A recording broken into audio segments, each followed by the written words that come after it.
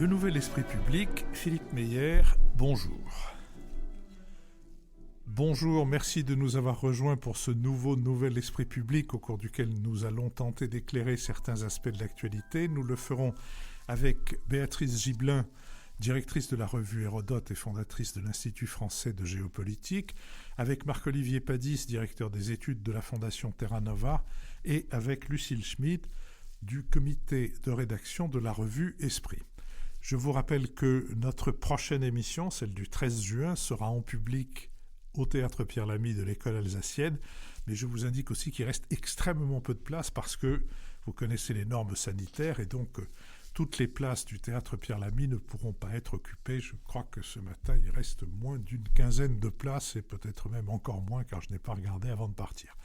Nous sommes partenaires de l'hebdomadaire Le 1 dont le dernier numéro est intitulé « Amazon nous veut-il du bien ?» numéro qui est ainsi introduit en un an, dopé par le confinement et la fermeture des magasins physiques. Le géant de Seattle a connu un bond vertigineux de ses ventes avec un chiffre d'affaires en hausse de 44% et une capitalisation boursière qui dépasse à présent les 1600 milliards de dollars.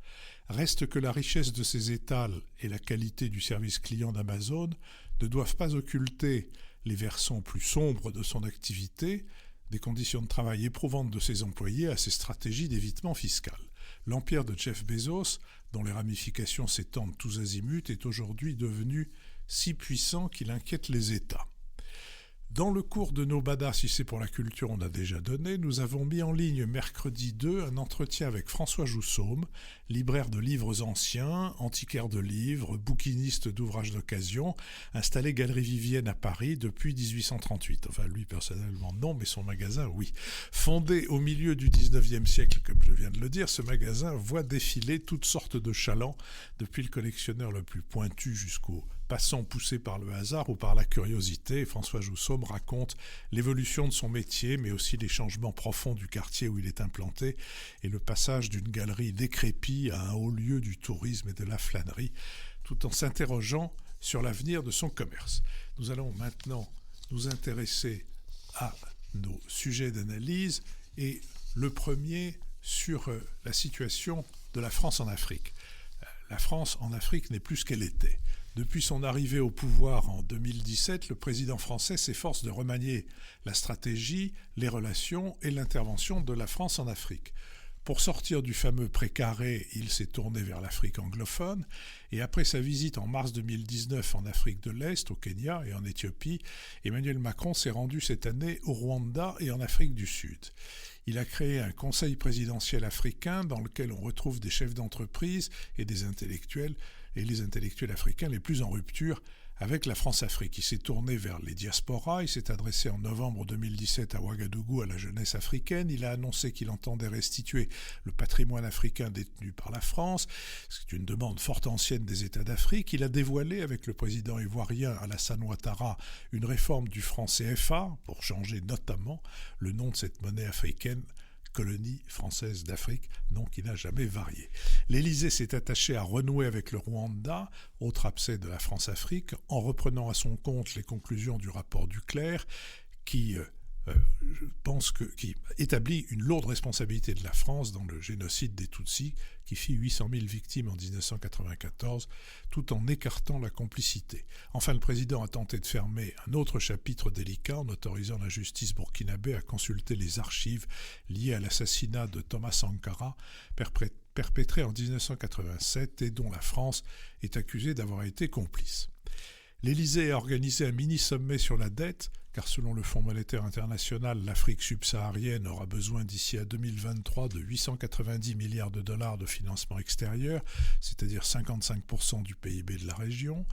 L'Afrique est devenue le terrain privilégié des luttes d'influence, et pas seulement de la part de la Chine. La Russie, la Turquie, l'Inde ou l'Iran chassent sur les terres africaines où la France, autrefois hégémonique, peine à conserver ses parts de marché. À Montpellier en octobre, un millier d'entrepreneurs, d'intellectuels, d'activistes ou de sportifs devraient participer à un dépoussiérage de l'image de la France et endiguer le sentiment anti-français. La vieille relation française à l'Afrique n'est pas pour autant terminée, comme vient de l'illustrer le soutien apportée par Paris à Mahamat Idriss Déby au Tchad, devenu président d'un conseil militaire de transition après la mort brutale de son père, Idriss Déby. Toutefois, après le nouveau coup d'État au Mali le 24 mai, Emmanuel Macron a déclaré « Nous n'avons pas vocation à rester éternellement dans le pays » en évoquant l'avenir de l'opération Barkhane où sont déployés plus de 5000 soldats français depuis 2014 et dont le président de la République vient d'annoncer la proche cessation. Sur cette question, Béatrice. Le récit que Philippe vient de faire sur les tentatives de faire évoluer la politique française en Afrique montre que le sujet est compliqué et difficile. J'ai relu son discours de Ouagadougou, qui a été un discours applaudi c'était devant des étudiants, a été fortement applaudi et apprécié. Et quand on relit ce discours, on voit vraiment qu'il veut faire une rupture forte avec le type de relation qu'avait la France avec l'Afrique francophone tout au moins. C'est un très jeune président qui a visiblement sous-estimé la résistance à la fois en France d'acteurs politiques et économiques qui travaillent depuis très longtemps avec ces pays, mais aussi la résistance de ce qu'on appelle le cartel des tyrans en Afrique, c'est-à-dire ces vieux autocrates clientélistes, corrompus fortement, qui sont à la tête parfois depuis l'indépendance de ces pays et qui n'ont pas l'intention de lâcher prise comme ça face à un jeune président. Et il est évident qu'entre ce qu'il voulait faire, ce qu'il tente sans doute encore de faire et ce qu'il est possible de faire, il y a effectivement une très grande différence. Ce qui est sûr, c'est qu'avec Emmanuel Macron, parce qu'il dit très clairement moi la colonisation j'ai rien eu à voir avec ça, je suis d'une autre génération donc je veux un autre type de relation. L'Afrique est un continent jeune, c'est sa jeunesse qui est sa richesse, ce qui est une platitude parce qu'on le dit sans arrêt, mais ça n'empêche pas que ça pose aussi d'énormes problèmes et qu'il ait vraiment eu la volonté de changer les relations de la France avec son précaré, comme Philippe l'a rappelé, africain, c'est incontestable. Et qu'il a joué aussi un peu l'Afrique anglophone. Vous avez rappelé qu'il était allé en Ouganda, au Kenya, qu'il est allé au Rwanda. Ce qu'il vient de faire au Rwanda était extrêmement délicat à faire. Son discours avec l'appui de Paul Kagame. Si Paul Kagame n'avait pas voulu que les choses s'arrangent, elles ne se seraient pas arrangées. Néanmoins, il a fait un discours de grande qualité, de mon point de vue. Puis après, il est allé en Afrique du Sud avec toute l'émotion que représente pour lui la fin de l'apartheid et ce moment fort dans son rapport à l'Afrique. Ceci étant, les marges de manœuvre sont étroites. Il vient de se passer un deuxième coup d'État au Mali. La France a pris la décision hier de suspendre toute sa coopération avec l'armée malienne, au moins pour plusieurs jours. Ce qui va dans le sens de ce que Philippe a rappelé, c'est-à-dire l'idée qu'on n'est pas là indéfiniment.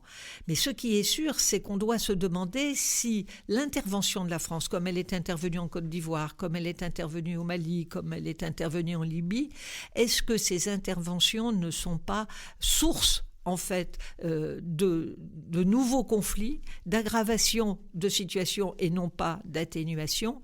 Et dernier point qui est très, très important à mon avis, c'est la rancœur, c'est le ressentiment d'une partie de la jeunesse intellectuelle africaine, francophone, contre la France dont elle fait le bouc émissaire de toutes ces difficultés, ce qui est aussi une façon de ne prendre aucune responsabilité.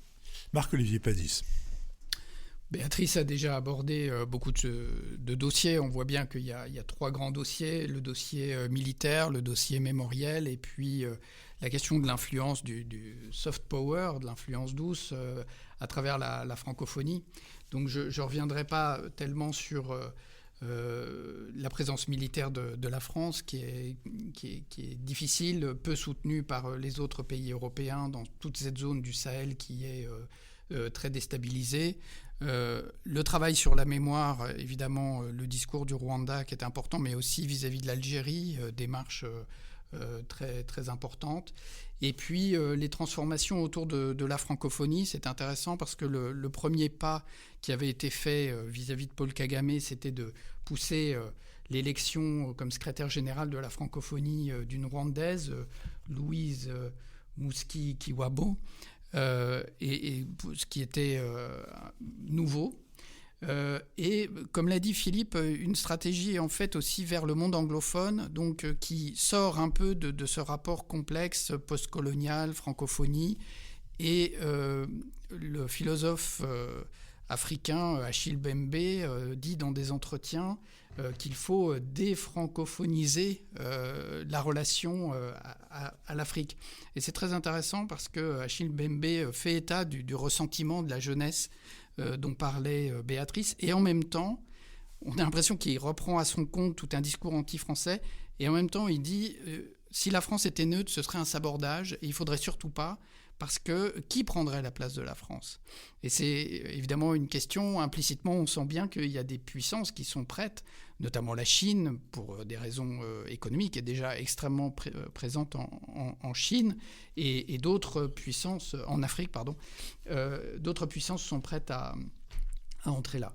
Mais je voudrais surtout mettre en valeur un dernier point, qui est dans ces évolutions. Moi, je pense que les choses bougent, en fait, dans la relation entre la France et l'Afrique. Il y a un nouveau regard qui se traduit notamment dans la stratégie d'aide publique au développement. Le ministre Jean-Yves Le Drian a fait une tribune en février où il présentait les nouveaux axes de la stratégie d'aide au développement. D'abord, une augmentation de l'aide au développement, puisqu'on passerait de 0,4% du revenu national brut en 2017 à 0,55 cette année, en visant 0,7 en 2027, et une réorientation très forte vers l'Afrique subsaharienne. Justement, 70% des fonds seraient consacrés à l'Afrique subsaharienne, et à l'intérieur de ces sommes, 41% à une thématique qui est nouvelle, mais dont la diplomatie française s'est emparée depuis quelques années, dans le cadre de ce qu'on appelle la diplomatie féministe,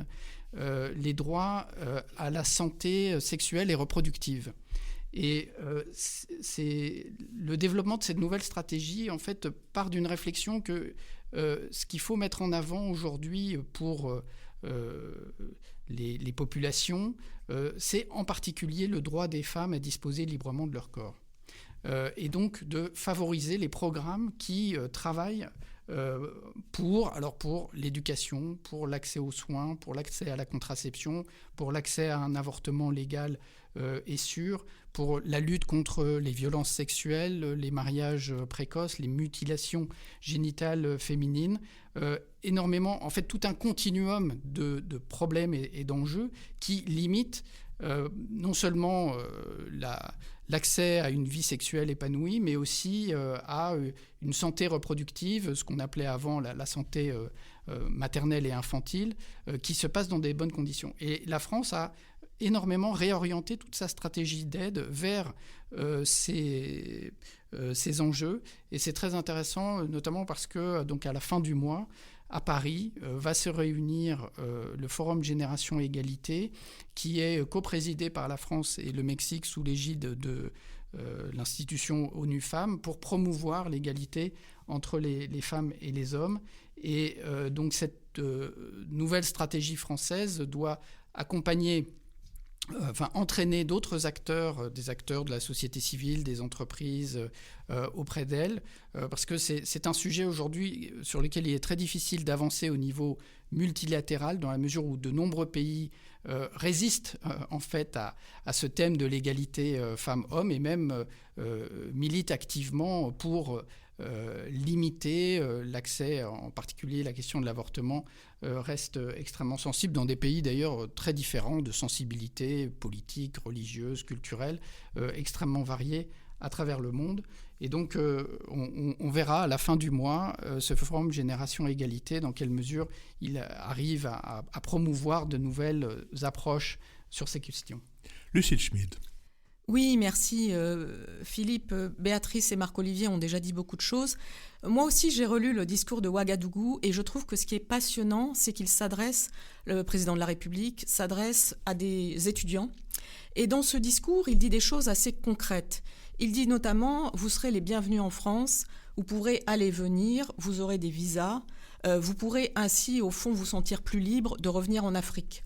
Et il y a là une espèce de philosophie nouvelle, évidemment, par rapport à tout ce qui a pu exister jusqu'à présent et qui, malheureusement, existe encore aujourd'hui. Je crois que c'est l'un des problèmes fondamentaux de ce qui se passe entre la France et les sociétés africaines, pas les pouvoirs africains, mais les sociétés africaines. C'est cette question du lien et de la possibilité de déployer ce lien, y compris en ayant de la liberté pour quitter le sol africain et y revenir. Il y a là donc une promesse qui n'a pas été tenue. Et ce qui est important, on le voit bien, c'est qu'Emmanuel Macron est très à l'aise lorsqu'il s'agit au fond de parler de symboles, de revisiter la mémoire, de parler d'histoire. Mais la question, si on veut imaginer un avenir à la relation entre la France et les pays africains, parce qu'il y a une Afrique certes, mais il y a surtout beaucoup de situations différentes en Afrique, la question c'est bien d'avoir une sorte de dessin qui, pour desserrer l'étau quelque part de la relation avec les gérontes, parce que c'est ce que voulait faire Emmanuel Macron, et au fond il se retrouve aujourd'hui prisonnier d'une France-Afrique qu'il ne désire pas. La question c'est bien d'imaginer comment est-ce qu'on introduit une relation avec les sociétés qui ne soit pas simplement réduite à celle de l'entrepreneuriat. Moi j'ai été assez frappée de voir que Marc-Olivier en parlait, dans les positions d'Achille Mbembe, il y a quelque chose d'extrêmement fort, d'assez philosophique, qui en même temps trace un dessin. Et ce que dit Achille Mbembe, c'est qu'au fond, la relation entre la France et les Africains est une relation qui doit reposer sur les valeurs. Il dit qu'au fond, on ne peut plus se contenter d'une diplomatie fondée sur les questions de sécurité, les questions militaires et les questions économiques. Vous rappeliez, Philippe, la question du franc CFA, dont le nom symbolique est quand même assez extraordinaire. C'est-à-dire que le terme de colonie est toujours là dans le nom, dans le nom au fond, de la monnaie africaine francophone. Donc comment est-ce qu'on fait pour ne pas faire seulement du symbole, de la mémoire, pour ne pas faire seulement l'Algérie? Et d'ailleurs, le rapport Stora était peut-être remarquable, mais il a fait un peu pchit lorsqu'il s'agit de refaire notre relation avec l'Algérie. Comment est-ce qu'on fait pour, en fond, rentrer dans le concret, j'allais dire presque dans le charnel? En février 2021, il y a eu des émeutes au Sénégal, et ce sont les magasins Auchan, les stations Total et les péages Eiffage qui ont été attaqués par des jeunes qui n'ont pas connu la colonisation et qui développent vis-à-vis de la France une rancœur qui est au fond construite d'une manière assez obsessionnelle autour d'un imaginaire anti-français. Donc autour de ça, que peut faire Emmanuel Macron? Moi, je trouve ça extrêmement intéressant qu'en octobre, pour le sommet qui vient, il ait donc mis Achille Mbembe, grand organisateur, au fond, du discours qui va se tenir. Après, dans les invités, la centaine d'invités qui seront là, on met beaucoup en valeur, justement, les entrepreneurs, les premiers de cordée, etc. Et est-ce que le problème n'est pas, au fond, qu'Emmanuel Macron oscille en permanence entre un discours fondé sur les questions économiques, commerce extérieur, relayé par France Rister, son ministre, et puis un discours qui serait plus symbolique, qui tracerait un grand dessin démocratique par rapport à l'Afrique, mais qui suppose des actes concrets. Et moi, je crois que le premier acte, ce serait sans doute d'éviter que lorsque de jeunes Africains veulent venir en France, ils aient souvent des expériences personnelles assez désastreuses. Béatrice Gibelin. Ce que tu viens de dire, Lucie, ce serait évidemment, j'allais dire, l'idéal. Mais quand on fait de la politique, on fait des compromis. Et c'est très très bien d'avoir choisi Achille Mbembe, et c'était quelqu'un d'absolument remarquable et qui a une très très grande réflexion sur les conséquences de la colonisation. Il a beaucoup écrit dessus, il a beaucoup réfléchi, c'est tout à fait remarquable de lui avoir confié ça. Ceci étant, Achille Mbembe, il n'a pas forcément une audience majeure parmi un certain nombre de jeunes qui sont extrêmement impatients, et qui veulent aussi, j'allais dire, sortir de cette situation de grand chômage. Enfin, on parle d'une intelligentsia sous-prolétarienne, enfin, d'une sorte d'un prolétariat qui génère une frustration énorme. Et je reviens à ce que je disais tout à l'heure. Si c'est à Dakar, au moment des émeutes, si c'est effectivement Auchan, Eiffage, etc., qui sont attaqués, c'est qu'on a besoin de trouver, ou qu'on décide de trouver un bouc émissaire. C'est-à-dire que c'est pas du tout la France qui doit pouvoir décider de la démocratie ici dans les pays africains. C'est effectivement aux sociétés africaines de décider de se débarrasser d'un certain nombre d'autocrates.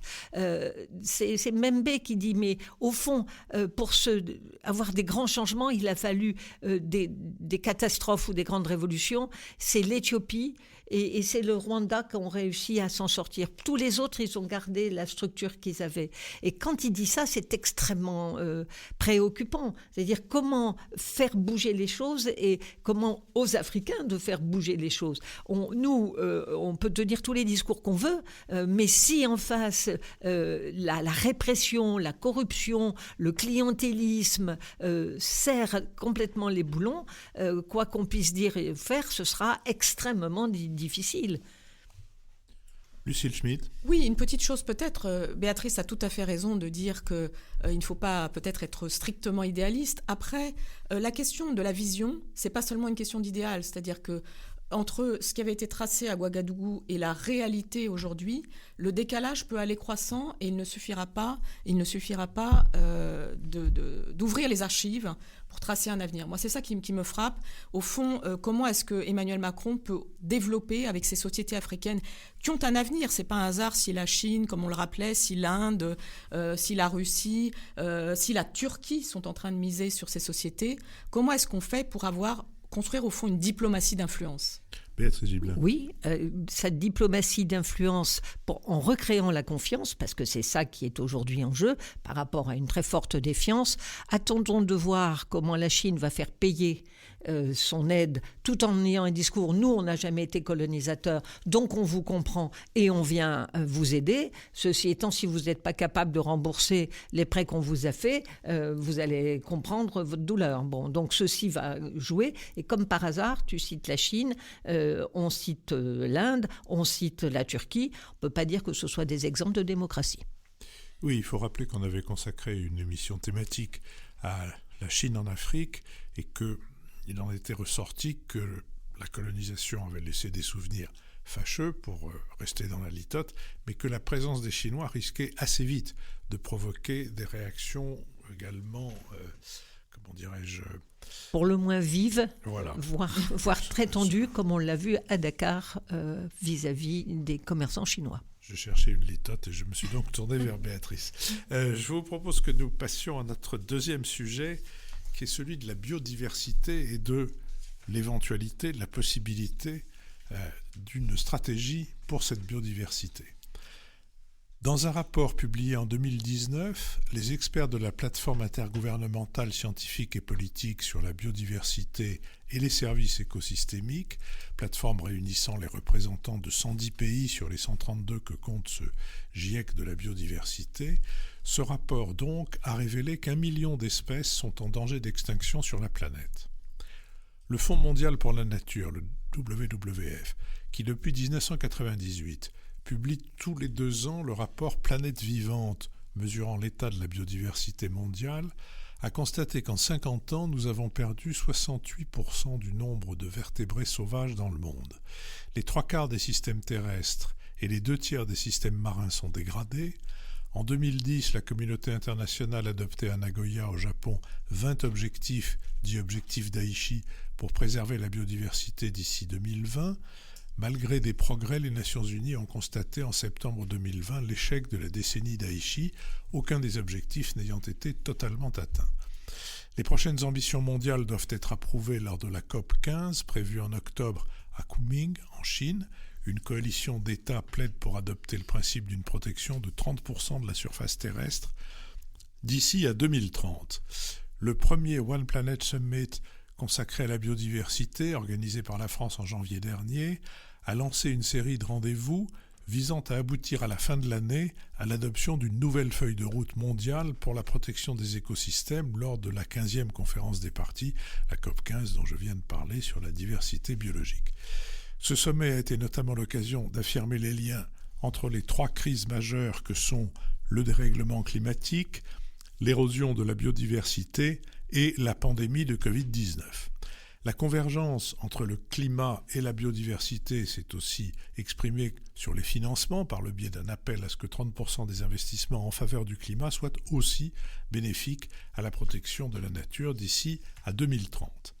Le 31 mai, le Musée national d'histoire naturelle, l'Office français de la biodiversité et la Ligue pour la protection des oiseaux ont dressé le bilan de 30 ans de suivi des oiseaux communs en France. Près de 40% des espèces étudiées sont en déclin et les scientifiques alertent particulièrement sur une hécatombe dans le milieu agricole. Durant ces 3 décennies, les populations d'oiseaux des milieux agricoles ont chuté de près de 30% et celles des oiseaux vivant en milieu urbain ont diminué de 27,6%. Le président du Muséum national d'histoire naturelle, paléontologue et biologiste marin, Bruno David, qui vient de publier à l'aube de la 6e extinction « Comment habiter la Terre », estime, je cite, que les prédictions convergent pour suggérer qu'un point de basculement à partir duquel on ne pourra plus revenir en arrière pourrait être atteint entre 2025 et 2045.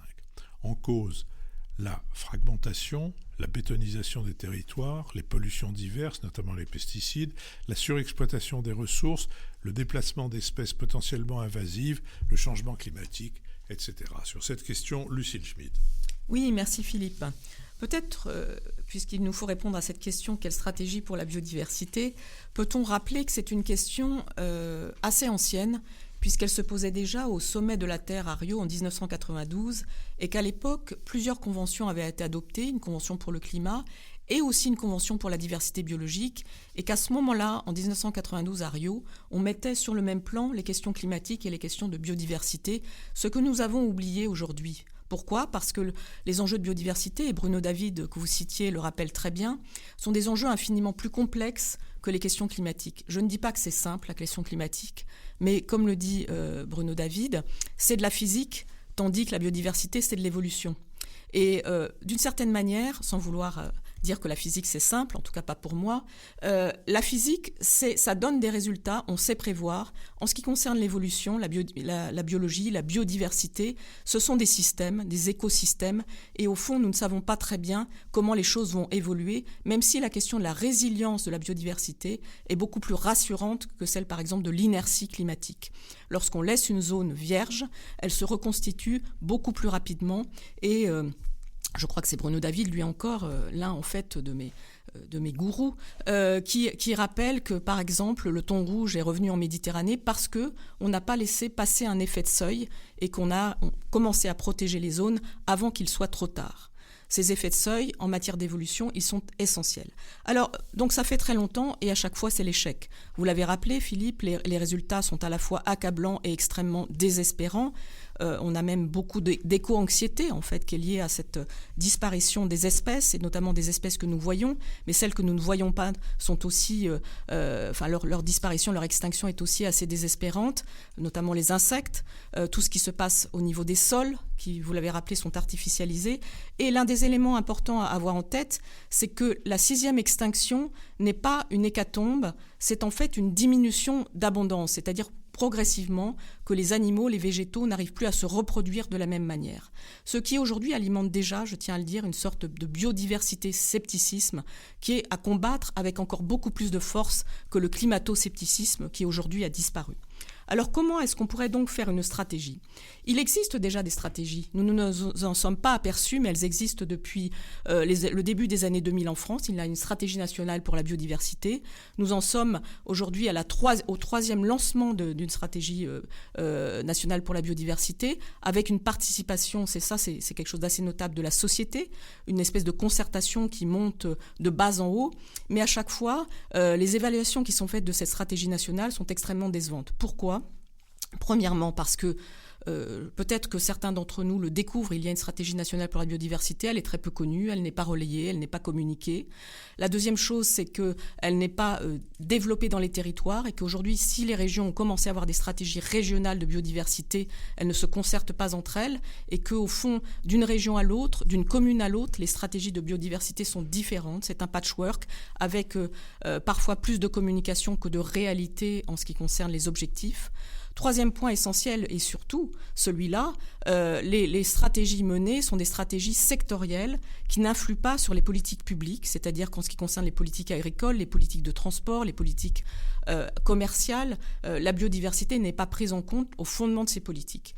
Et du coup, les entreprises, qui sont largement responsables des problèmes posés en matière de biodiversité et qui ne les ont prises en considération qu'il y a très peu de temps, il n'y a que depuis 2017 que la responsabilité sociale des entreprises prend en considération les enjeux systémiques concernant la biodiversité, les entreprises sont elles aussi, non pas au milieu du gué, mais je le dirais à l'an -0 de la prise en considération de la protection et de la préservation de la nature.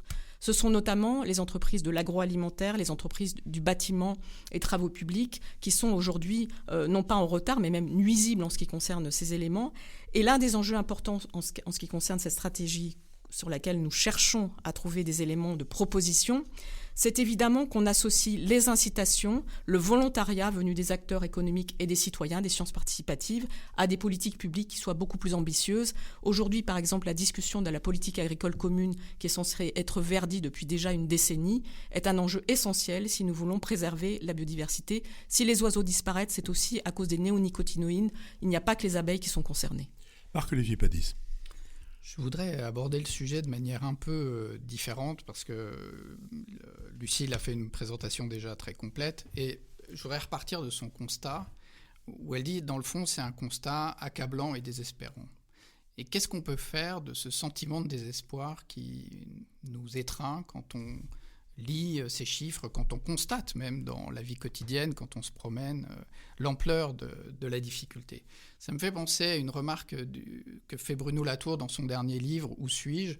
Bruno Latour constate un sentiment étrange de consolation en observant la Lune. Pourquoi ? Parce qu'il se dit « c'est le dernier paysage que je peux regarder sans ressentir le poids de ma responsabilité sur les évolutions de notre environnement. Si je regarde la mer, je sais qu'elle est polluée. Si je regarde les montagnes, je pense aux glaciers qui reculent. Si je pense aux forêts, je pense à la perte de la biodiversité. Et quand je regarde la Lune, je me dis, eh bien, là au moins, voilà, ma responsabilité. Rien de ce qui se passe sur la Lune n'est de ma responsabilité. Et donc, je me demandais comment est-ce qu'on peut réagir par rapport à ces évolutions. La première approche, ce serait un regard purement clinique, c'est-à-dire d'arriver à regarder la réalité en face, d'écouter tout ce que disent les scientifiques. Et ça me fait penser au héros du très beau roman de Tourguenieff, Père et Fils, Bazarov, qui est un scientifique qui ne croit qu'à la science et qui se blesse accidentellement en faisant une dissection et qui est infecté et qui observe sur lui-même les progrès de l'infection qui vont le conduire à la mort, mais en gardant toujours ce regard parfaitement clinique. Mais c'est inhumain, ce regard-là, on ne peut pas avoir ce regard-là. Et donc, l'autre attitude, bien sûr, c'est le déni. Quand on est confronté à une succession, une avalanche de mauvaises nouvelles, et je pense que c'est un mécanisme de protection psychologique naturel et bien connu, et je pense que pour une grande part, le scepticisme dont parlait Lucile est dû à ce mécanisme de déni. Je me souviens qu'on avait parlé ici des méga-feux australiens. J'avais été tout à fait stupéfait du maintien de la compétition de tennis, les Masters d'Australie, dans un contexte où l'air était irrespirable. Et les médecins avaient dit, vous ne pouvez pas faire 4 heures de tennis intensif. Et tout s'est passé absolument normalement. Tout le monde a joué, etc. Alors, l'autre stratégie, si on peut appeler ça une stratégie, quand on est confronté à ces mauvaises nouvelles, c'est l'agressivité.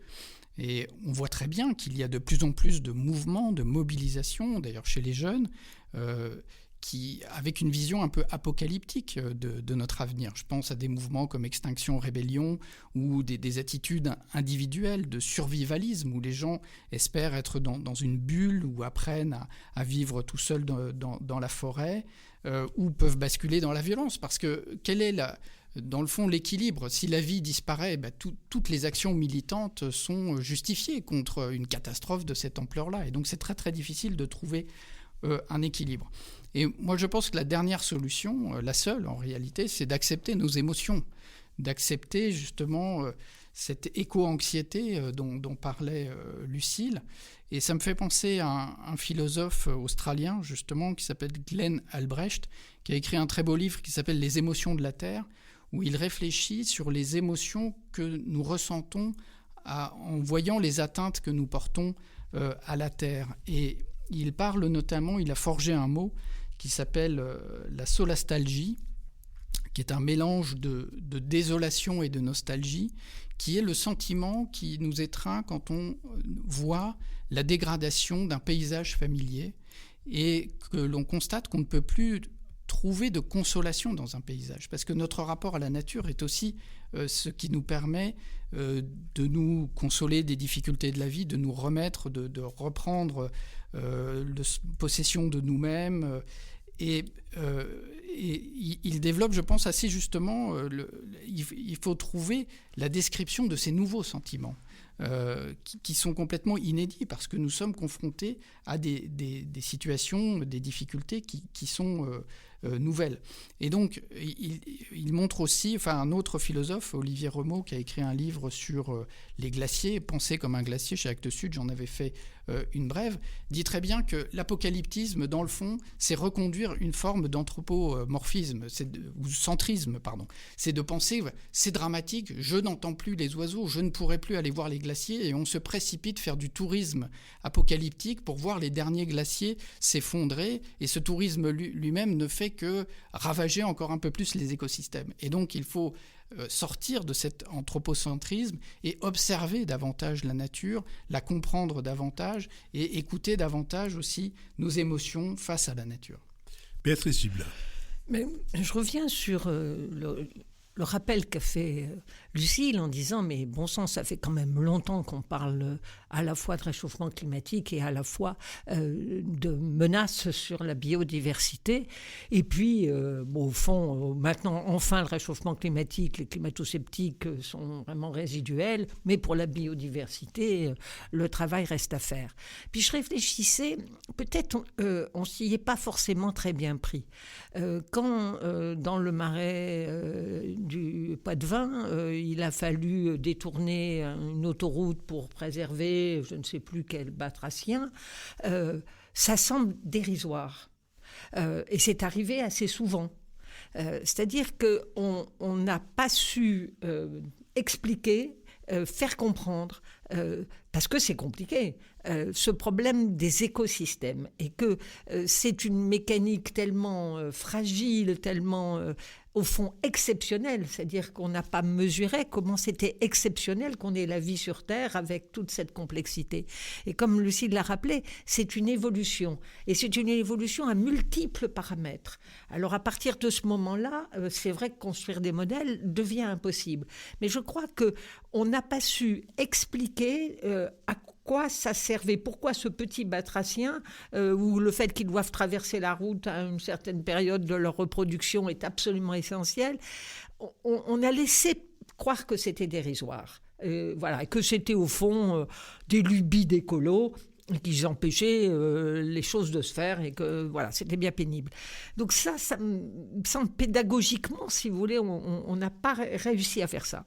La deuxième chose, alors je reviens aux stratégies, c'est celle des entreprises, c'est-à-dire les toucher au portefeuille. C'est-à-dire à partir du moment, regardez ce qui vient de se passer avec ExxonMobil.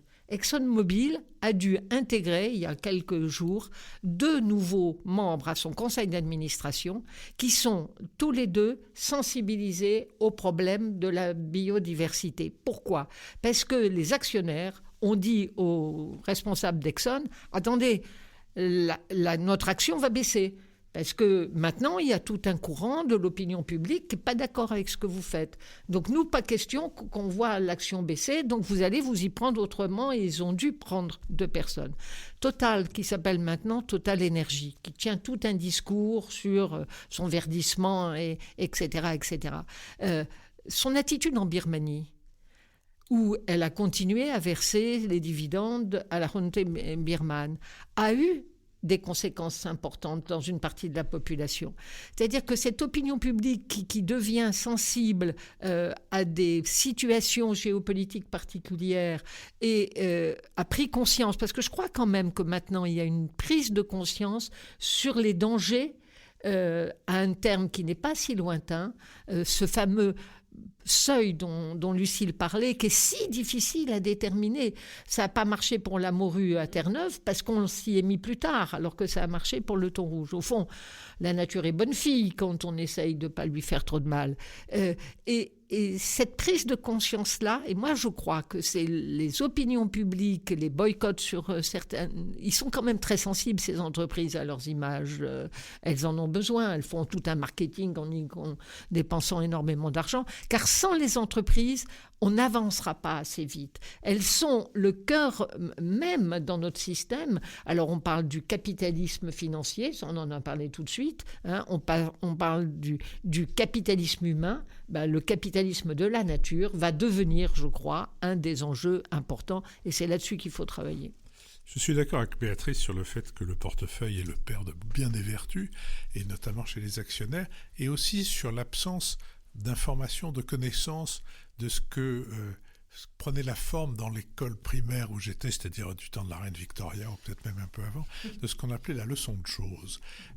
Et je me disais que, puisqu'il paraît qu'il y a une télévision publique, de service public, je me disais que l'équivalent de cette leçon de choses, non pas sur le ton dramatique que bien des journalistes affectionnent pour mettre eux-mêmes en valeur leur excellente conscience, mais je pense que la réflexion sur un programme court, placé à une bonne heure, de cette leçon de choses, pour savoir pourquoi le crapaud, machin truc, a absolument besoin d'un tunnel à crapaud, parce que sinon il n'y aura plus de crapaud, en tout cas pas de ceux-là, et en quoi nous serions nous-mêmes amputés si ce crapaud disparaissait de la surface, je pense que ce sont des choses auxquelles on pourrait réfléchir et qui pourraient être suivies d'actions assez rapidement. Lucile Schmid.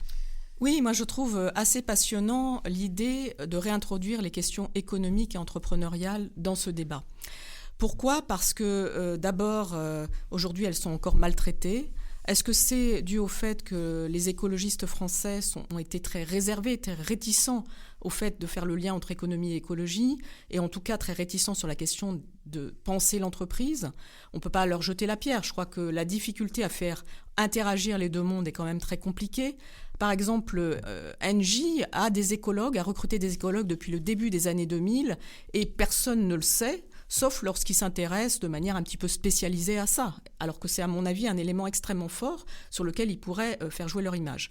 Mais surtout cette question, vous savez, du coût de l'inaction écologique est une question relativement neuve dans le débat public, et par exemple on commence seulement à chiffrer, l'OCDE l'a fait par exemple, à combien peuvent se monter le prix au fond des services écosystémiques rendus par la nature. Ce sont des centaines de milliers de milliards de dollars, et on a commencé aussi à chiffrer ce que nous coûte la perte de biodiversité. C'est autour de 480 milliards de dollars par an, et à partir du moment où ces chiffres faramineux arrivent sur la table, il y a quelque chose qui se passe psychologiquement. Ça, c'est un point qui me semble essentiel. La deuxième chose que je voulais dire, et qui n'a rien à voir avec les 480 milliards de dollars, c'est que je lisais donc que c'était des espèces comme la tourterelle des bois ou le chardonneret élégant qui étaient en voie de disparition rapide, mais pas d'extinction, pas d'hécatombe.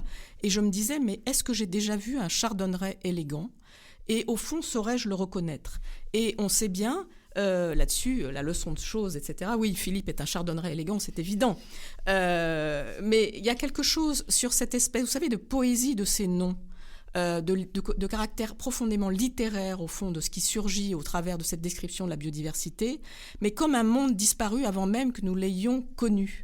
Et ça, c'est un élément extrêmement important par rapport à tout ce que disait Marc-Olivier sur les éléments de psychologie, c'est qu'aujourd'hui, notre imaginaire serait profondément appauvri si la biodiversité devenait uniforme.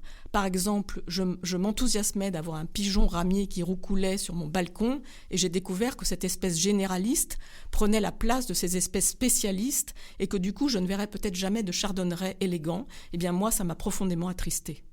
Marc-Olivier Padis.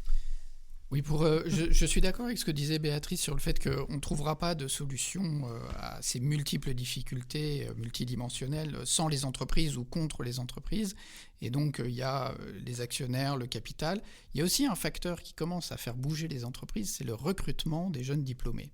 Il y a des entreprises, notamment les énergéticiens, sont obligés de changer leur stratégie parce que sinon ils ne peuvent pas attirer des jeunes diplômés dans leurs entreprises et ça les conduit à des réorientations très fortes de stratégie. Ça a été le cas d'Engie qui a complètement changé de stratégie et qui, grâce à ça, a pu justement attirer des jeunes. Il y a quelque chose dans la sensibilité des jeunes générations montantes qui permet de faire bouger les choses. Oui, Béatrice Gibelin. Oui. Je me demandais, c'était pas à l'époque où il y avait une femme qui dirigeait Engie? Enfin, j'ose évoquer cette petite remarque sans doute déplacée, mais je pense que la présence des femmes dans des grandes entreprises à des postes de direction peut faire un peu bouger les choses. Mais pour rester sur ce thème de la biodiversité, j'avoue être absolument consternée par le discours anti-éolien sous prétexte de défendre les oiseaux. Je dis ça, c'est quand même un paradoxe, si vous voulez, parce que on dit non, pas de nucléaire, c'est vilain, c'est affreux, etc. Même si c'est excellent pour le réchauffement climatique. Mais bon, passons là-dessus. Alors, il nous faut l'éolien, il nous faut des énergies renouvelables. Et puis maintenant, qu'est-ce qu'on entend, y compris par le grand défenseur du patrimoine, Stéphane Bern? Non, surtout pas les éoliennes, ça tue les oiseaux. Or, toutes les études montrent que les éoliennes, effectivement, tuent peut-être les oiseaux, mais elles sont loin derrière des tas d'autres facteurs. Alors, où est un peu, la rationalité de tout ça? Mettez-vous à la place quand même des gens qui entendent ça. Alors, c'est quoi? Qu'est-ce qu'il faut faire? Il y a une incompréhension, et c'est parfaitement logique. Il faudrait peut-être aussi que les discours des gens qui sont sensibilisés à ces questions soient un peu construits, non?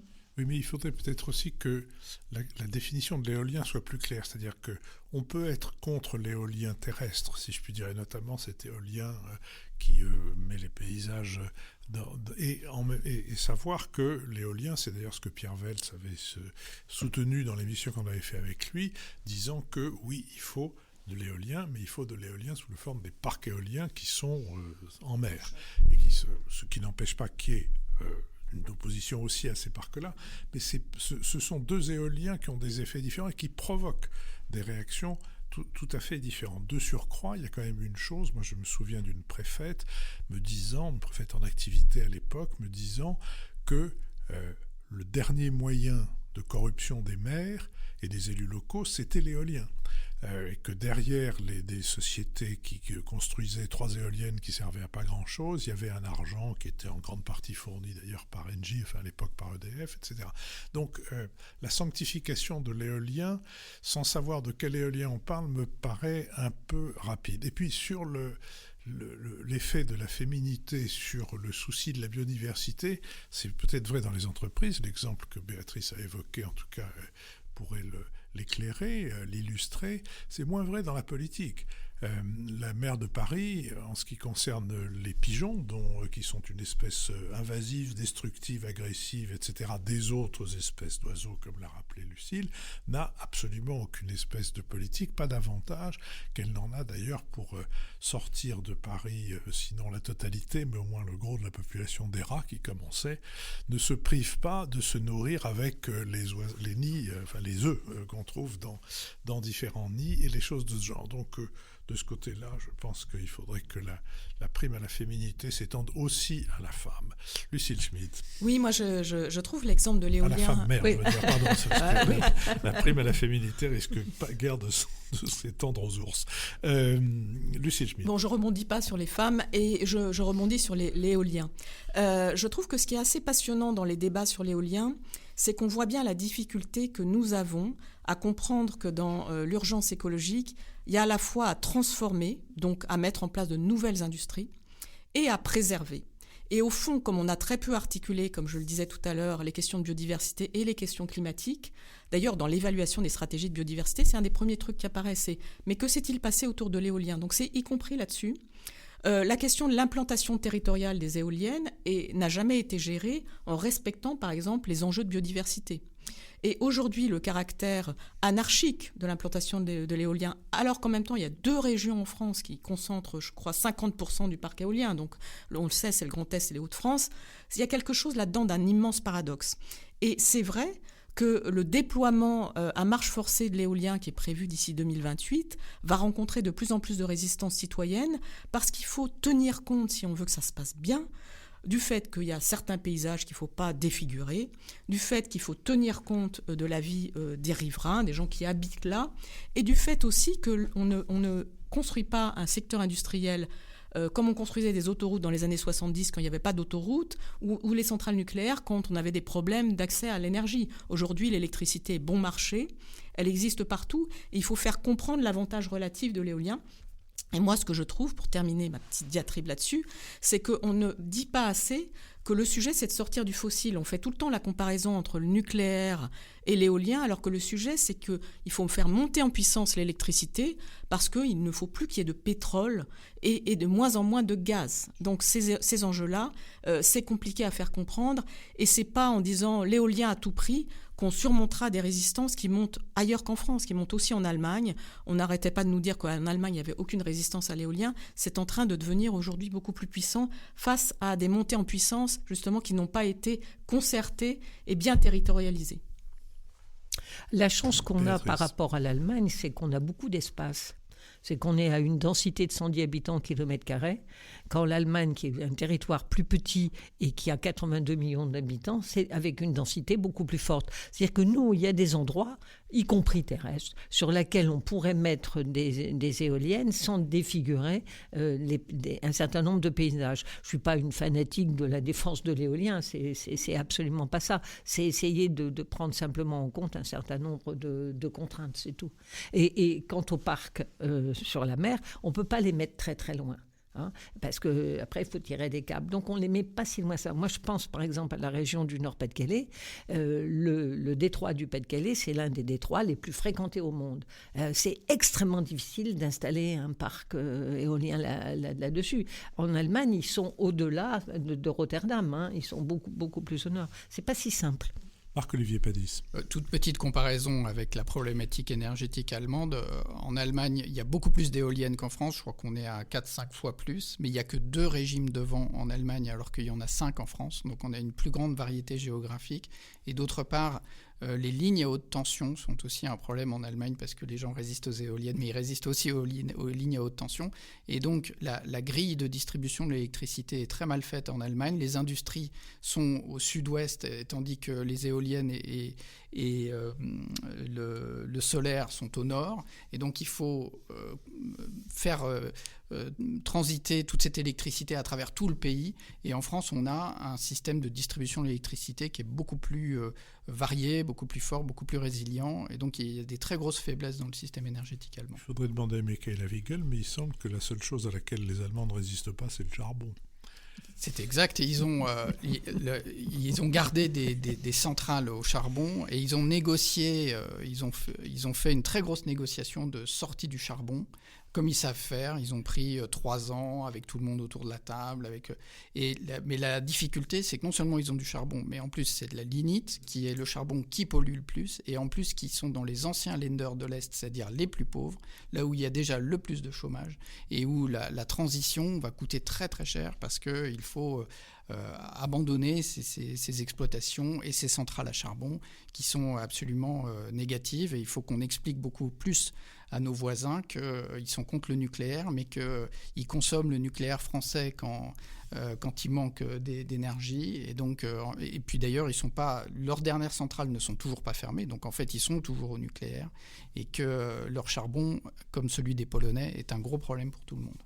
Je voudrais juste ajouter une chose sur les éoliennes, parce que dans ce pays clérical qu'est la France, très vite, on arrive à des symboles. Il y a le symbole du progressisme et le symbole de la réaction. Alors les éoliennes, on ne sait pas bien pourquoi, mais ont été très vite le symbole du progressisme. Je me souviens d'une émission, je pense que c'était sur Canal+, enfin en tout cas c'était une de ces émissions où il est convenable d'aller, où il est chic d'aller, où il est bon pour son image d'aller, et où les 3 habitués de l'émission, face à un invité dont je ne me souviens plus, ricanaient à propos des adversaires de l'éolienne dans un cas précis, pas des adversaires de l'éolienne en général, en expliquant que quelques centaines d'années plus tôt, ils auraient été hostiles au moulin à vent, et quelques centaines d'années plus tôt, ils étaient aussi hostiles à la roue. Et il y a, alors c'est très vrai en matière de culture, mais c'est vrai aussi en matière d'écologie, il y a une qualification politique qui vient sur des choses qui n'en ont pas besoin, à mon avis.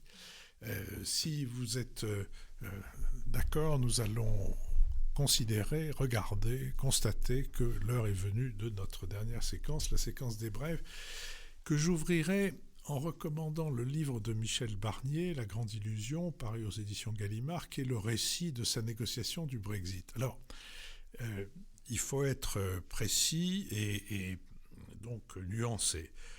C'est pas San Antonio. Il ne prétend pas l'être, mais ça en est quand même très très loin. Il y a quelque chose de très pénible dans le livre, c'est le besoin qu'il a. Moi. Alors, il y a lui, bon d'accord, mais enfin ça, d'une certaine manière, on peut comprendre qu'il ait une certaine considération pour lui-même compte tenu de ce qu'il a réussi à faire. Mais il y a autour de lui, il y a les perles de la couronne. Alors les perles de la couronne, ce sont les gens qu'il a rencontrés, avec qui il a travaillé, dont il pense qu'il est nécessaire de nommer chacun, de distribuer à chacun des bons points. Il n'y a d'ailleurs que des bons points qui sont distribués. Il connaît la cour, la ville, la mer et les poissons. Il va en Albanie, il connaît le Premier ministre, le deuxième ministre, le troisième ministre et le dernier ministre. Il va en Slovénie, il connaît le pape, l'archevêque local, etc. Il a travaillé avec eux, ils ont tous fait. Et en même temps, il se retrouve à Bruxelles avec manifestement une équipe tout à fait capable, etc. Mais on n'est pas absolument obligé de lire en détail les éloges de chacun, parce qu'en plus on a un peu l'impression que ces éloges à un moment donné sont destinés à la réfraction, c'est-à-dire que je suis entouré de gens très bien et par conséquent vous voyez que je suis quand même pas le dernier des derniers. Alors cela dit, qui peut paraître paradoxal pour la recommandation qu'on fait d'un livre, mais de temps en temps on saute des pages, c'est clair, à cause de ça on se dit bon, mais en même temps le récit, enfin moi j'ai été frappé par ça en tout cas, par le récit du comportement des Britanniques, du début à la fin. Theresa May, c'est absolument consternant. Voilà quelqu'un qui, après avoir pris position sans enthousiasme, mais enfin pour l'Europe, pour rester dans l'Europe, se retrouve Premier ministre et doit négocier le Brexit, et du coup se transforme en une sorte de psychorigide qui coupe les possibilités de négociation avant même qu'elles aient commencé, en posant des exigences et en indiquant quels seront les objectifs qui devront être atteints. Et ensuite arrive Boris Johnson qui, lui, est un escroc, il faut dire les choses, politiquement un escroc et un pas très capable. Et donc voilà, moi qui ai une affection pour la Grande-Bretagne, j'en suis sorti en me disant que la France n'est pas en très bon état, mais la Grande-Bretagne, c'est pas terrible non plus, et c'est une litote. Pardon d'avoir été long, Lucille Schmitt. Oui, merci Philippe. 2 petites brèves. Pour commencer, il faut lire ou relire Le climat qui cache la forêt de Guillaume Sainteny, qui avait été écrit en 2015 au moment de la COP21 et qui était, à mon sens, le premier livre un petit peu grand public qui expliquait qu'il fallait articuler les questions climatiques et les questions de biodiversité et que si on ne le faisait pas, on se préparait à des formes de catastrophes écologiques et à des incompréhensions sociales. C'est un livre que j'avais beaucoup apprécié. Et la deuxième brève très courte, c'est qu'il faut lire aussi le dernier numéro du Green European Journal, qui est publié par la Fondation Verte Européenne, qui s'appelle « Démocratie et après », et qui justement dresse un état, vous venez de parler du Brexit, de la démocratie au Royaume-Uni, qui relie Hannah Arendt et qui parle aussi de la façon dont le Parlement européen pourrait servir de manière très utile à la démocratie. Ce sont donc des sujets passionnants. Béatrice Gibelin. Eh bien moi, c'est un livre de Perrine Simon-Naoum qui s'appelle « Les déraisons modernes ». Et je pense que c'est un livre salutaire parce qu'il revient un peu sur ces, injonctions puissante aujourd'hui, qui soit sur les nouvelles formes d'antiracisme qui conduisent à une forme d'essentialiser les gens avec un déterminisme très très fort, soit comme on en a un peu évoqué les collapsologues où là c'est absolument la catastrophe et il n'y a plus rien à faire, et d'une certaine façon on n'est plus responsable de rien et on n'est plus acteur de rien, c'est-à-dire que puisque c'est tout aussi, ça nous échappe tellement, soit le lieu où on est né, la couleur de la peau qu'on a, donc c'est terminé, on n'a plus rien à faire, et qu'il est temps de réfléchir contre ces déraisons modernes. Je crois que c'est un ouvrage salutaire en ce moment. Marc-Olivier Padis. Sur un tout autre sujet, un livre de Bernard Worms qui s'appelle Pas gentil, publié aux éditions de l'Olivier. Bernard Worms est un économiste qui a été spécialiste de l'économie du logement, qui est toujours spécialiste de l'économie du logement, et qui, comme beaucoup de citoyens français, je crois, s'est trouvé un peu malgré lui, après les attentats de Charlie Hebdo et de l'hypercacher, contraint de se poser des questions sur sa judéité. Qu'est-ce que c'est qu'être français et de se trouver confronté à cette nouvelle vague d'antisémitisme qui est présente en France pour différentes raisons et avec différents courants, différentes formes d'expression. Et c'est un livre très sceptique, je dirais, d'un scepticisme modéré, un peu à la Montaigne, qu'il cite d'ailleurs souvent, en se demandant mais qu'est-ce que ça veut dire pour moi être juif, et ne trouvant véritablement d'explication satisfaisante nulle part. Et c'est un beau parcours, il reprend toute sa bibliothèque et à la fois des grands auteurs français et puis aussi de ces courants antisémites des années 30, de la fin du 19e aussi, qui ont quand même énormément marqué notre pays. Et voilà, c'est une belle réflexion qui, je pense aussi, renvoie à ces aspects de l'actualité. Merci également à Sophie Jacquin avec qui cette émission a été préparée, à Benoît Carré qui en assure le compte-rendu analytique, le compendium que nous mettons en ligne chaque mardi, à Nicolas Tourneau qui veille à notre site, à Olivier Magloire qui lui veille à nos plateformes de financement, et à Julien Neuville et à Nouvelles Écoutes qui produisent ce podcast. N'oubliez pas que vous pouvez nous soutenir en vous rendant sur notre site et en cliquant sur l'onglet « Soutenez-nous ». Merci et à la semaine prochaine. À la semaine prochaine en direct, dimanche, donc l'émission ne sera mise en ligne que le temps qu'elle soit mixée, montée, etc. Enfin mixée, non pas montée, vers 3h de l'après-midi. À la semaine prochaine, merci.